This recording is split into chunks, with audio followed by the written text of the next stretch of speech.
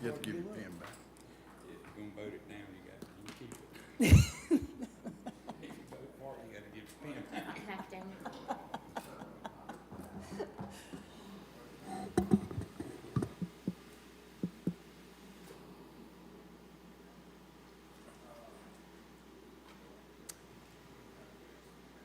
Spin, spin.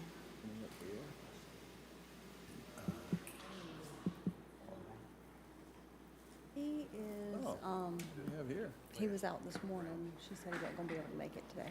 Got a chair. We get pens and these. Well, I've got the sun's right here. I think I needed some sunglasses or something. Oh, great. Oh, Shazam. Counter. I will use this every meeting. Suntan lotion. You can use that. I like it. Look at that. How cute.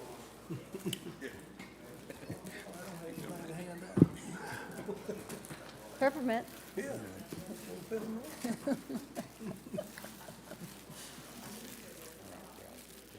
Oh, it's got. This way or this way? It's just spinning. Allison, We can start. you good to go? Okay. I'd like to call to order the Planning Commission meeting of Tuesday, April 8th, 2025. Madam Secretary, can you please have a roll call? Give us a roll call. Chairman Cattouli, Here. Commissioner Bellamy, Commissioner Edwards. Here. Commissioner Gokoszewski. Present. Commissioner Horton. Here. Commissioner Prince. Here. Commissioner Wise. Present. Chairman, you have a quorum. Thank you. Do we have any communications? No communications. Okay.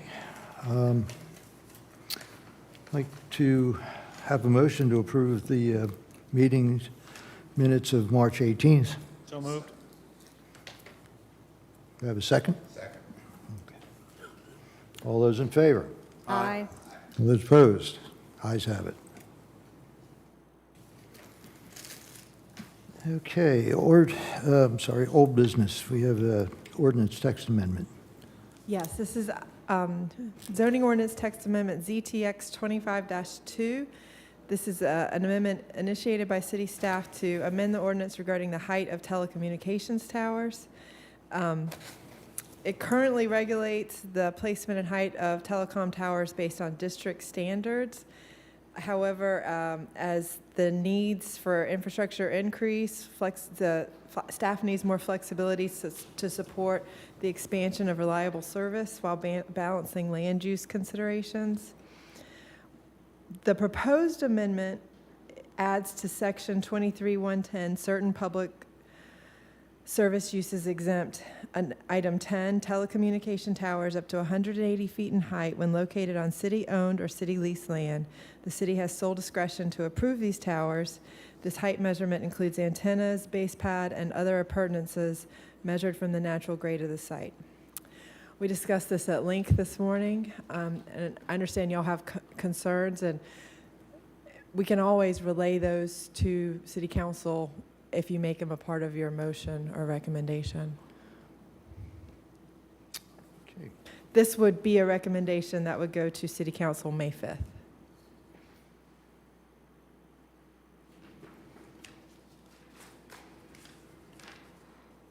Do we have any comments by the planning commissioners?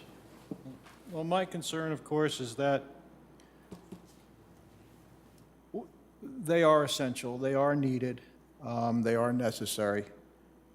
There are places where they are appropriate. I would never, ever want to see, nor I would believe City Council would approve one at Heritage Shores or McLean Park or Burgess Preserve or any of those other green spaces that we currently have. So looking at the list of areas that's already in the ordinance, I don't have a problem with it. I have two main concerns. One is that it's the city can do it in any zoning district versus where R1 is our most protected district. And it can be put anywhere, 180 feet. Yes, 100% we do need it because we have more people here, but if we have different height requirements in different zoning, I think that would be more appropriate. Or number two would be based off of the other telecommunications information that we have in our current ordinances. I feel like it creates an unfair advantage to the city to be able to put up a 180-foot tower, and no private business is allowed that same amount based off of our current regulations. So it creates an unfair ability for the private sector to be able to compete. So those are my two main concerns. I definitely don't want to see it in a R1 zoning, which is the most restrictive zoning, and we need to maybe, my recommendation is that we look at maybe having height restrictions based off of zoning.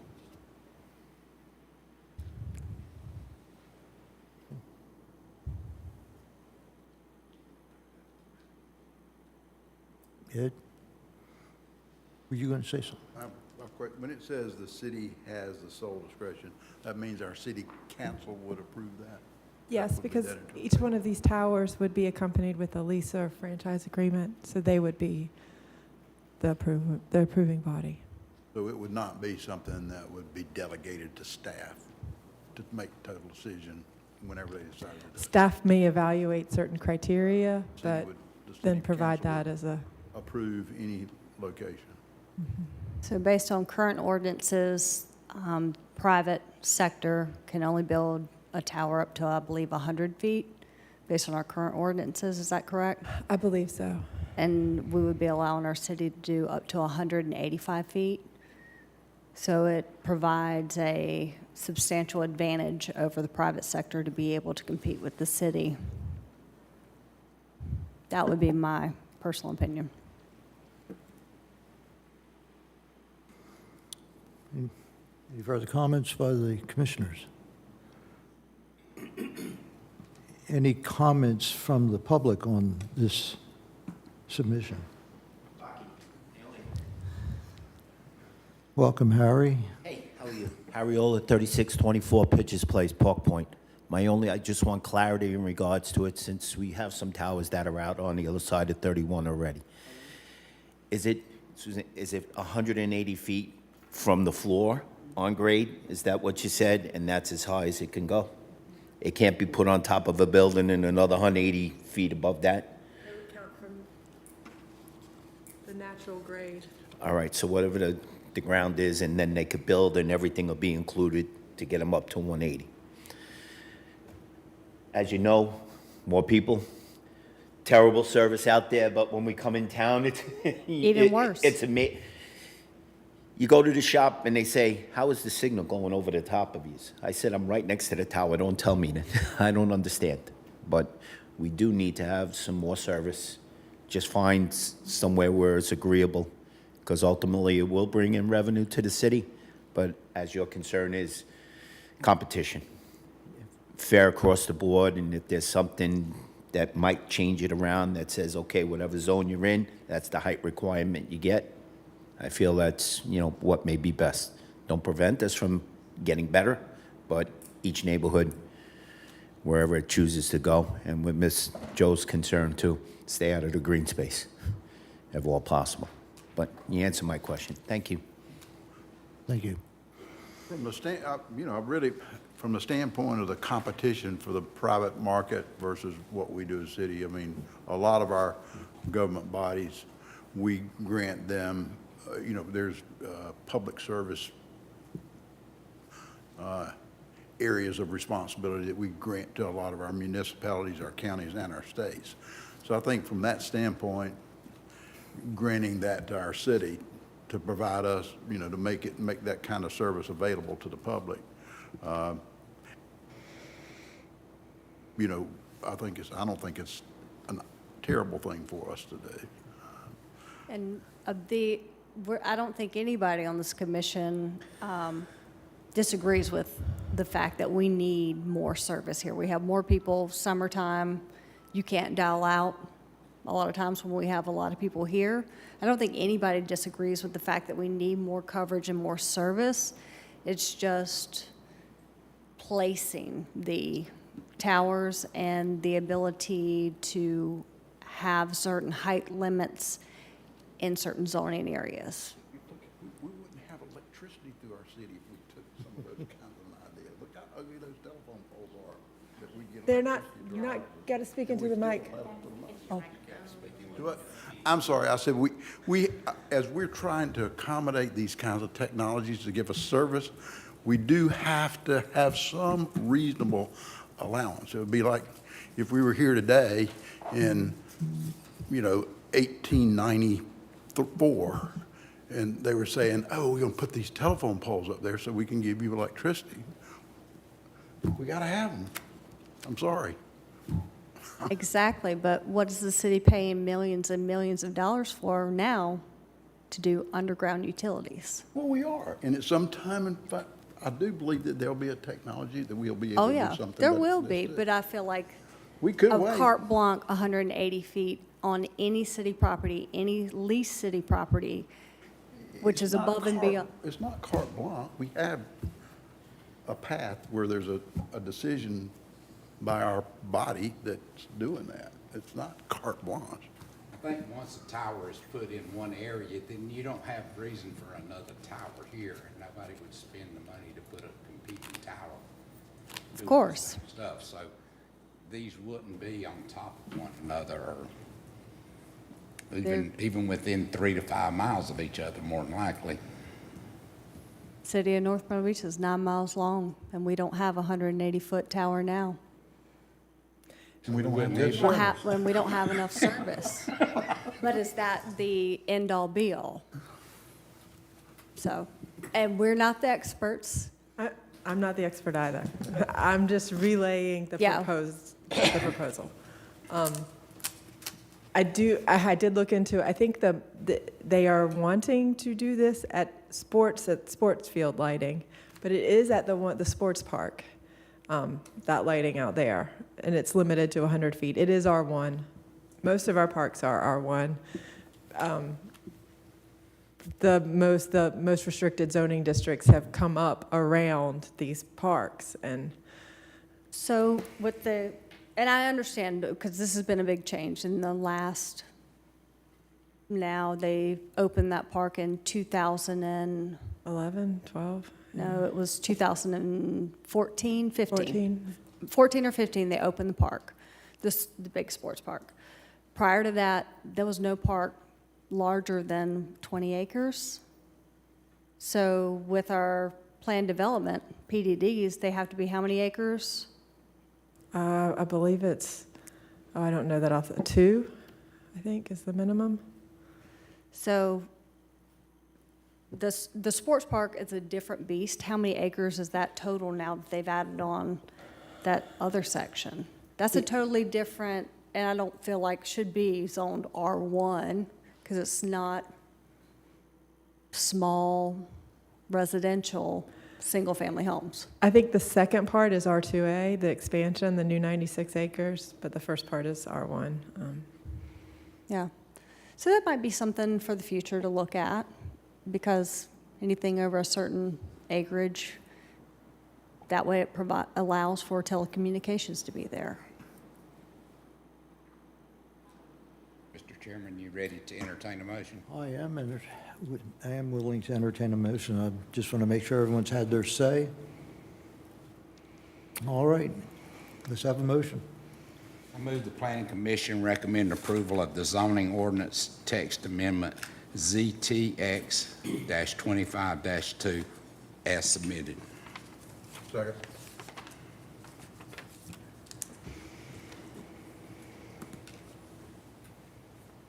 Any last-minute discussion before we take a vote? Okay, all those in favor, say aye. All those opposed? Aye. 2 opposed. Did you vote, Tom? Okay. Opposition, just one. No, two. You will, Rocky and myself. Suzanne, you will move that forward with the with Yes. the discussion I'll as well, put so all that of- they're aware of The concerns. the concerns. Right. Yeah. Okay.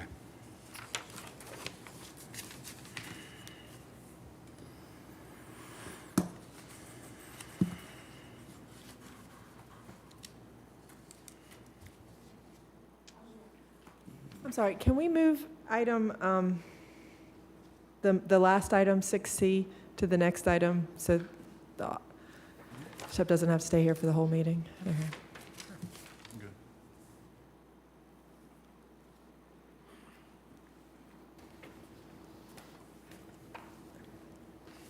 My apologies for totally spacing on that. Okay, item 6C, minor PDD amendment Z25-5, an application for a minor amendment to the Parkway Group PDD revising the amenities at Abrazo at Waterway Hills. We discussed this morning. Planning Commission reviewed this amendment when it was originally entitled May 17th of 2022, and it was approved by Council August 15th of 22. This amendment revises the amenities. It removes the originally proposed fishing piers and fire pits you can see in the lakes. And in doing so, it enlarges the footprint of those lakes, and they've added two pickleball courts and a putting green. You can see the finished layout has a clubhouse, pool, grilling station, pickleball courts, benches, dog parks, playground, putting green, and a social circle / gathering space and fountains. The only other, yeah, that's it, I guess. Okay.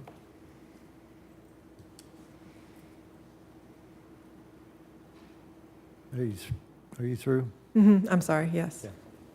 Left me hanging. Any discussion by the commissioners on this item? Oh, I remember, I wanted to add that they were removing those elements because of liability concerns, yeah.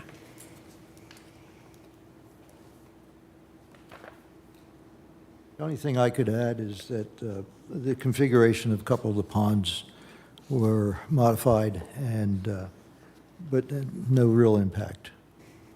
Okay. Any other comments by the commissioners? We have any comments by the public on this? Nope. Okay, then I'll call for a motion. I move that the Planning Commission approves the minor planned development district agreement to the Parkway Group PDD Z-25-5 as submitted.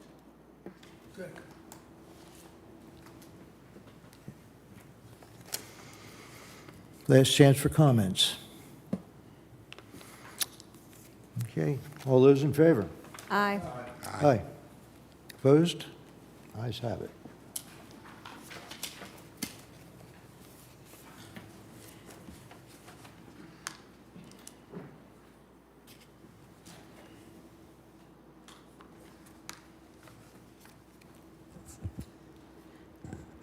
Hello, okay.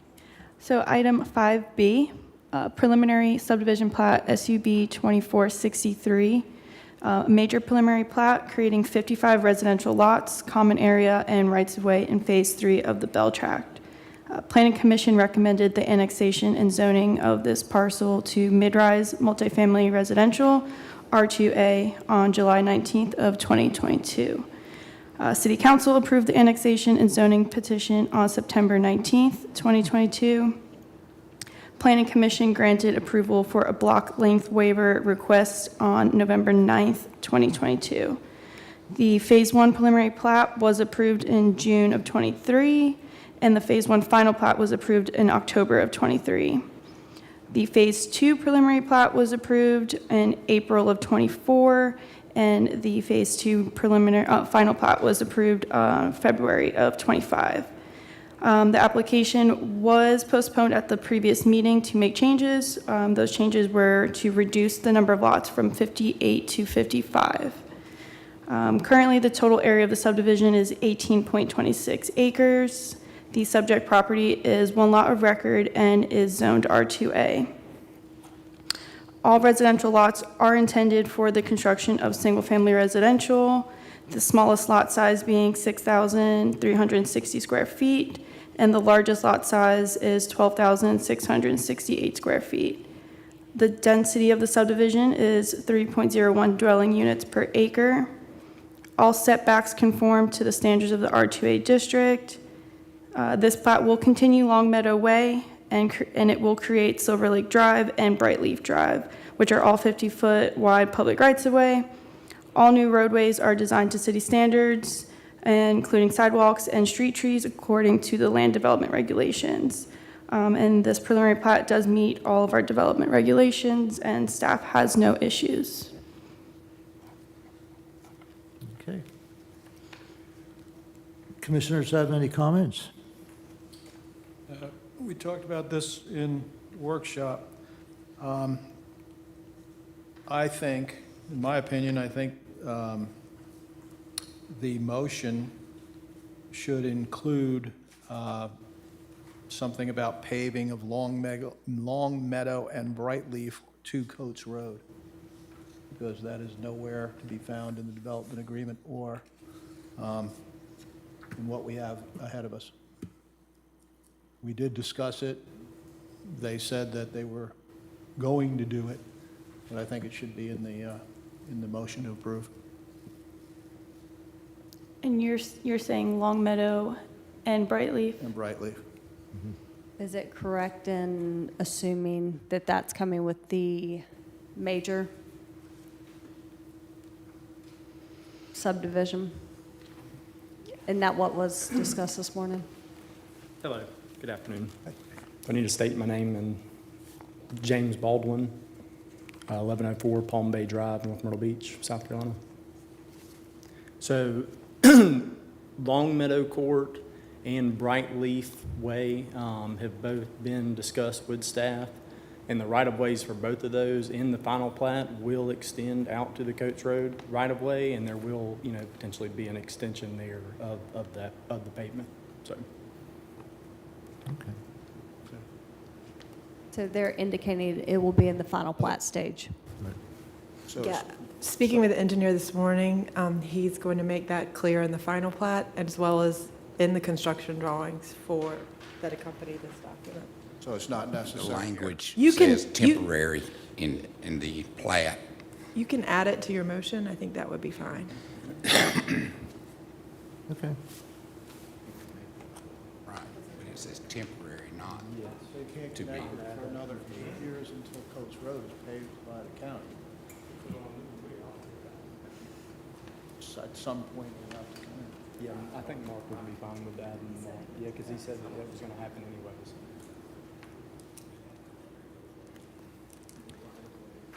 Okay, so we'll add that to the motion. Okay. Are there any comments by the public on this?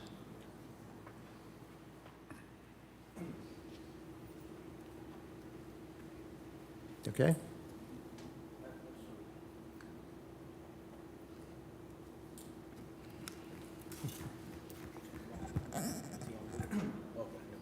Never mind.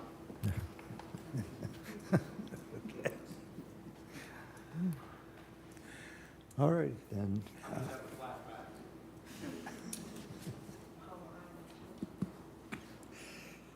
Okay. So I think everyone's had their say on this. I'll entertain a motion. I move that the Planning Commission approve the major preliminary plat of subdivision SUB-24-63, prepared for Phase 3 of the Bell Tract, including paving of Long Meadow and Brightleaf to Coates Road. Second. Okay, we have a motion and a second. Call for a vote. Hold it. Pardon? All in favor? Aye.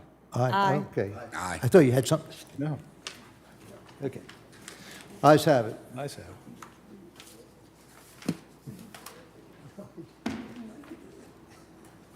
Okay, item 6A, zoning overlay request, Z25-3.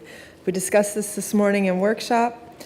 This is a zoning map amendment to apply the historic low-density residential overlay, R1H, to one lot that's 0.34 acres, and it's located on 21st Avenue North where it intersects with Paul Street. The lot currently contains a single-family home and a utility shed. All the surrounding parcels are zoned R1, and this will maintain the underlying R1 zoning, this action. The mixture of lot sizes around the property in this block range from 3,250 square feet to 12,739 square feet.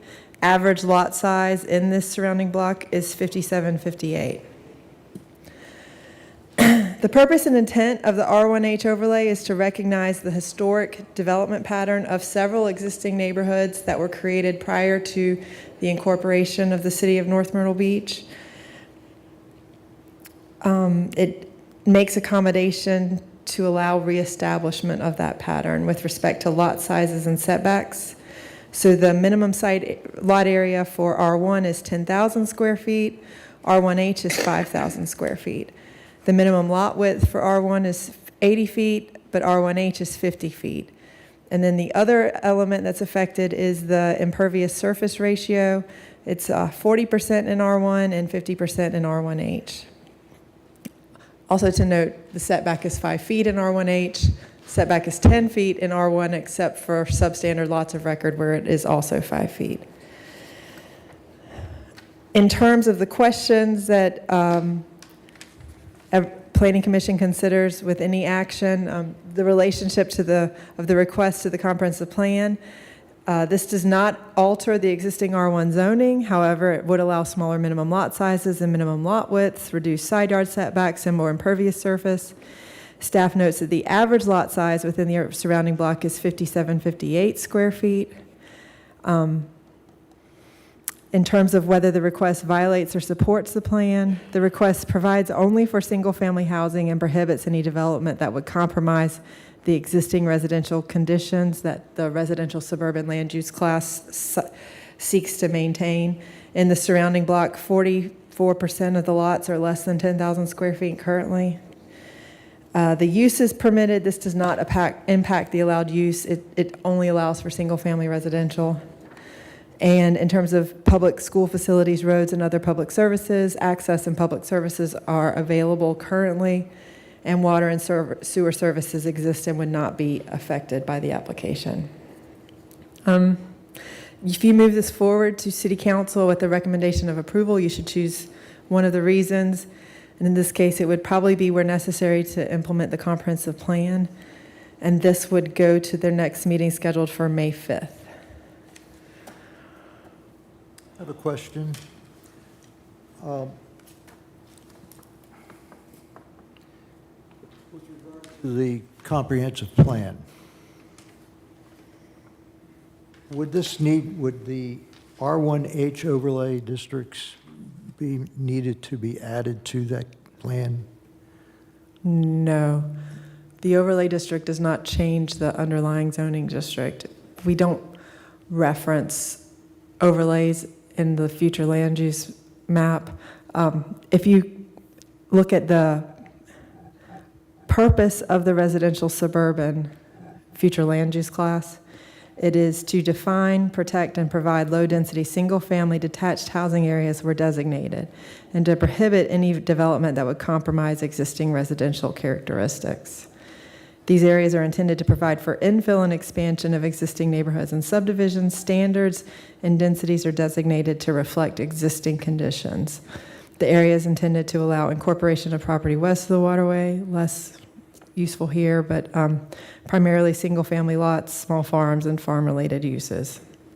So it is staff's opinion that the preservation of the existing neighborhoods, that is the point of the future land use class, it meets those requirements from the comprehensive plan. Okay. Any other comments by the commissioners? No? Do we have any comment from the public on this item? No? Okay, then I call for a motion. I move that the Planning Commission recommend approval of the zoning map amendment request Z-25-3 as submitted, where A would implement the comprehensive plan. Second.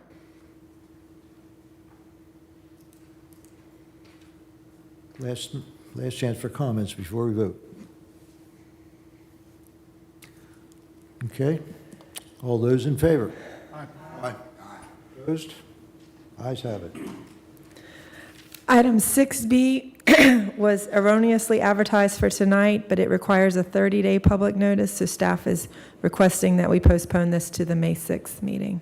It's a land development regulations text amendment addressing street and rights-of-way standards in PDDs.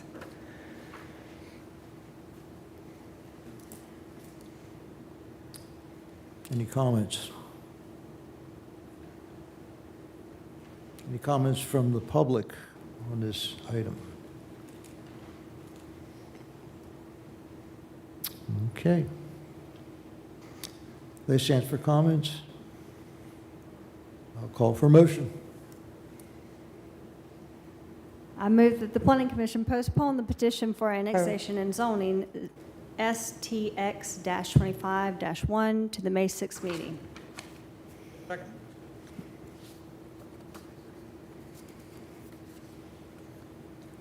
Last chance for comments. All those in favor? Aye. Opposed? Ayes have it.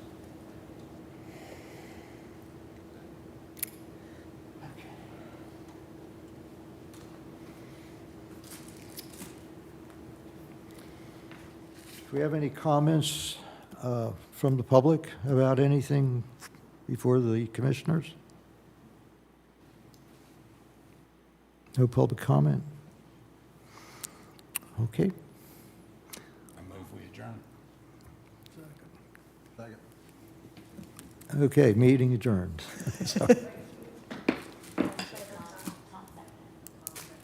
All those in favor? Aye. Aye. Opposed? It's going to keep you guys after the meeting.